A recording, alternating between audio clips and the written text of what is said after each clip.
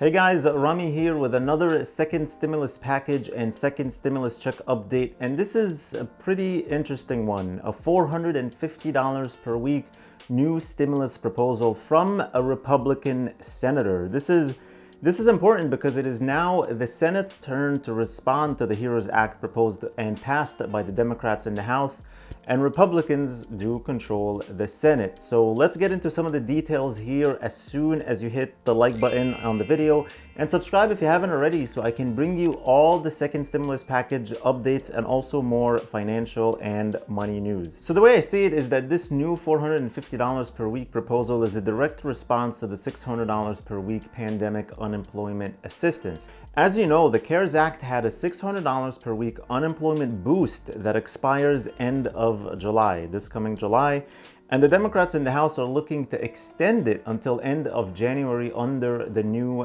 HEROES Act. But this $600 per week is a big problem for Republicans, and here's why. According to recent research from the American Action Forum and from the University of Chicago, between 60 to 70% of people currently on unemployment are making more than they did in their prior job. This is pretty insane to me. And I'm sure insanely good for the people who are on unemployment. Also, it seems like the bottom 20% of wage earners are making about double what they made in the workforce through the unemployment program. Just imagine that. Someone who was making, let's say, $400 a week, which is $10 an hour for a 40-hour work week, now all of a sudden making $600 a week plus whatever the state gives, let's call it $200 on average from the state. So they went from $400 a week working full-time to $800 a week staying at home. Why would that person even think about going back to work before July, even if they're offered their job back, or January if the HEROES Act passes as it is? I know I wouldn't. And this is where the Republicans have a huge problem with this, and they're most likely not going to be extending the unemployment assistance. I personally don't see it happening at all. We'll see. The now Senator Rob Portman proposes something I think is very interesting.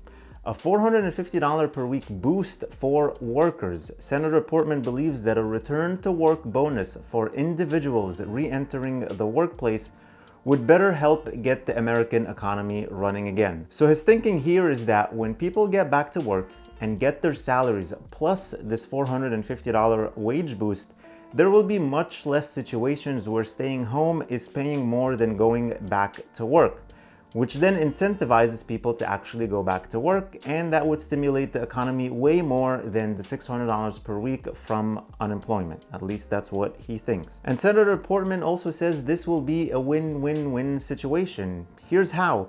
He said in his address, think about it. To the state, they won't have the unemployment insurance benefit that they're providing because the person will be working. That's good.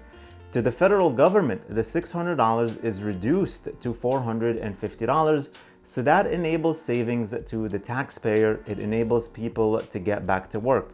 It allows our small businesses to be able to reopen.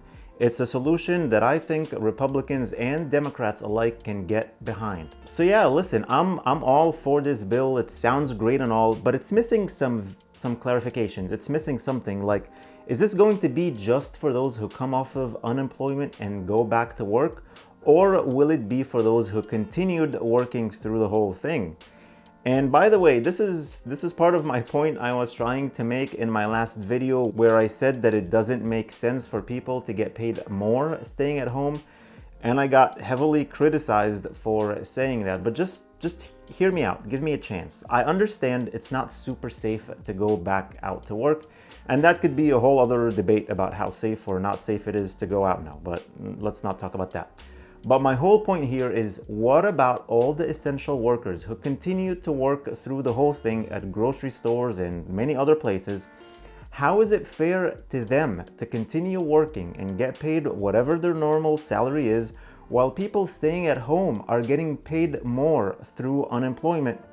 And that goes for this $450 proposal also. It It can't be just for those who are getting off of unemployment, because it will be like the government giving people $600 a week extra to stay home, then reward them with $450 to go back to work.